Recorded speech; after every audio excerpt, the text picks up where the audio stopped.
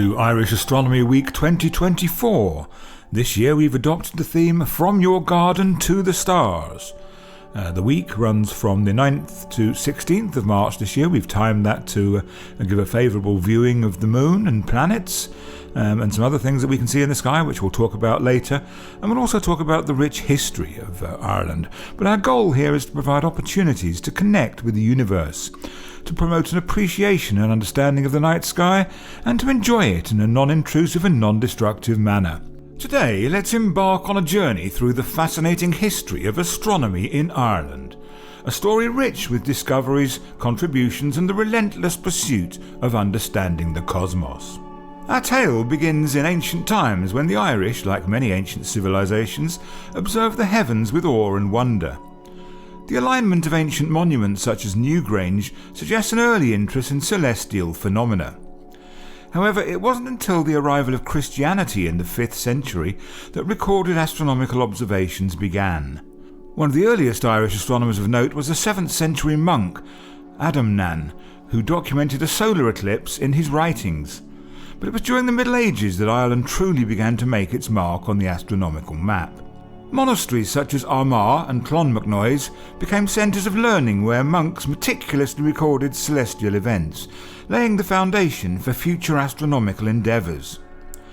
In the 17th century, the golden age of astronomy, Ireland saw the emergence of exceptional scholars like Sir William Rowan Hamilton, mathematician, astronomer and physicist. He was the Andrews Professor of Astronomy at Trinity College Dublin and Royal Astronomer of Ireland, living at Dunsink Observatory. Hamilton was Dunsink's third director, having worked there from 1827 to 1865. It was the appointment of William Parsons, the third Earl of Ross. As the President of the Royal Society of Dublin in the 19th century that truly propelled Ireland onto the international stage of astronomy. Lord Ross, armed with his groundbreaking invention, the Leviathan of Parsonstown, a 72-inch telescope, shattered existing astronomical boundaries. With it, he observed and sketched detailed images of celestial objects, including the Whirlpool Galaxy and the Crab Nebula, contributing significantly to our understanding of the universe. The Leviathan was the world's largest telescope for 72 years before being overtaken by the 100-inch on Mount Wilson in California in 1917. Moving into the 20th century, Ireland's influence in astronomy continued to grow. Notable figures such as Annie Maunder, the Lady Computer of Strabane, who conducted pioneering work in solar astronomy, leading to an understanding of the period known as the Maunder Minimum, and later Jocelyn Bell Burnell, who co-discovered pulsars, made significant contributions to the field. Today, Ireland boasts world-class astronomical facilities such as the ILOFAR radio telescope in Birr and the Dublin Institute for Advanced Studies, where research into cosmology, exoplanets and space weather continues to push the boundaries of human knowledge. In conclusion, the history of astronomy in Ireland is a testament to the enduring curiosity of the human spirit. From ancient observations to cutting-edge research, Ireland's astronomers have left an indelible mark on our understanding of the cosmos. As we gaze up at the stars, let us remember the tireless efforts and remarkable achievements of those who have come before us, inspiring future generations to continue exploring the mysteries of the universe.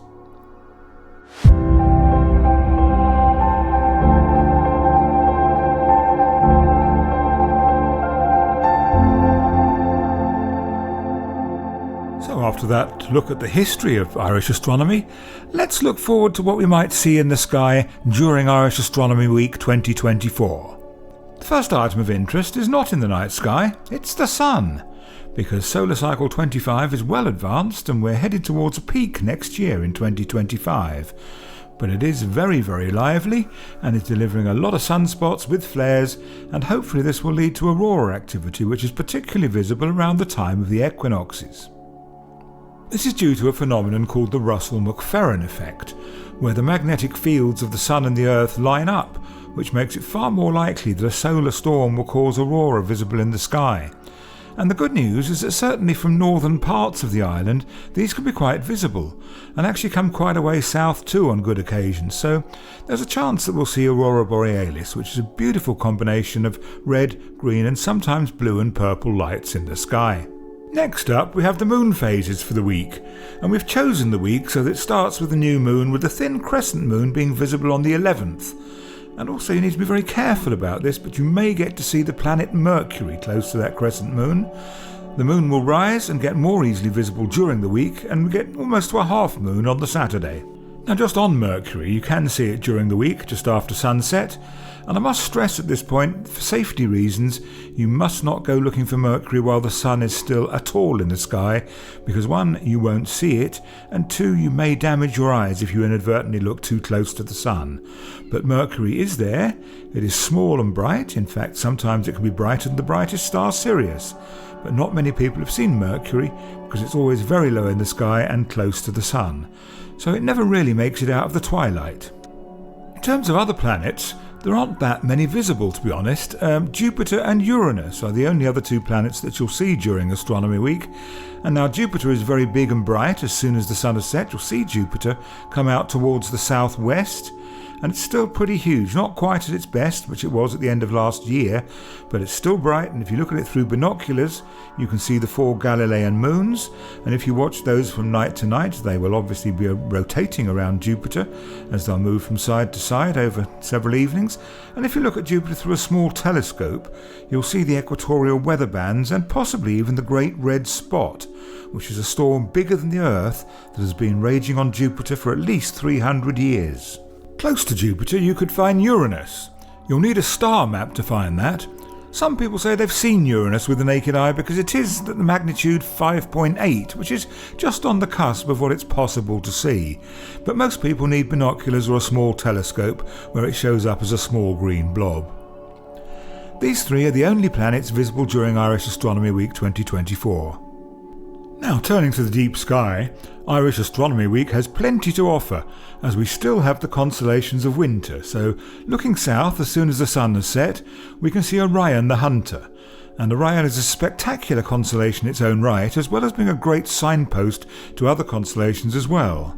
If you find the 3 stars of Orion's belt and a line across the middle of Orion, and then look downwards from the middle of that, you'll see Orion's sword.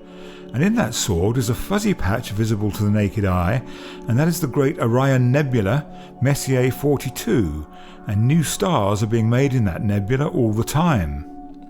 Through a telescope, and actually as well through a camera, it's quite spectacular. Also from Orion we can follow the belt first of all downwards, follow the 3 stars in the belt downwards until we come to a very bright star, and that is the brightest star in the sky called Sirius. It's quite near to us, which is why it's so bright. It's actually, in terms of stars, it's fairly unexceptional, but as it's only 8 light years away from us, so it looks very, very bright to us. If you look a bit downwards from there, you can see the structure of the constellation Canis Major, and that's one of those constellations that does look a bit like what it's supposed to be, in that you can clearly see that Sirius is at the head of the dog, and then it has the hind legs down below it. Back to Orion itself, and we can see the very bright star Rigel, which is definitely blue in colour, at the right foot of Orion. Rigel in fact means foot in Arabic. And then look up to the opposite corner and you'll see an orange star or reddish star, Betelgeuse.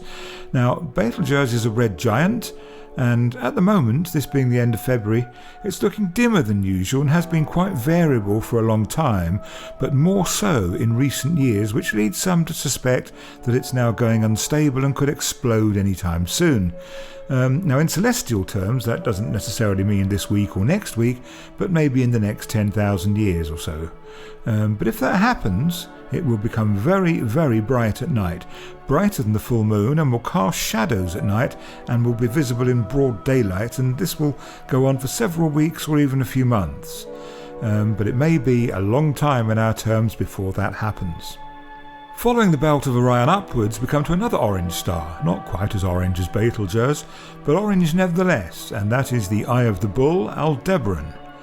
It is in the constellation of Taurus the Bull, and you'll see it's surrounded by a V-shape of other stars, and that's the Hyades cluster. And it's important to realise that Aldebaran is not actually a member of the Hyades cluster, it just happens to be in the same direction and is brighter because it's nearer to us than the rest of the stars there. Follow that line upwards further and we'll come to a little cluster of 6 or 7 stars, and we call that M45, or the Pleiades, or the Seven Sisters. And it's a good test of eyesight because different people see different numbers of stars, and if you look through a telescope, actually you can see there's a couple of hundred of them. As the night goes on, we can see the constellations of spring coming into the sky, and the most obvious of those is Leo the Lion, with the bright star Regulus at its foot. And again, Leo is one of those constellations that does look pretty much like what it's supposed to be. The backwards question mark at the front end of it being a pretty good rendition of the head of a lion, and then the stars to the left of that looking like the body and tail of the lion. Carrying on further left from there is the great galaxy cluster of Virgo, with lots and lots of galaxies in quite a small area of sky. And if you take photographs of that with a telescope, or look through a powerful telescope, you can actually see them all individually, all different shaped galaxies. Well worth having a look at that part of the sky. So that's a quick run around the deep sky objects visible in the sky during Irish Astronomy Week, and I hope that you'll enjoy having a good look around.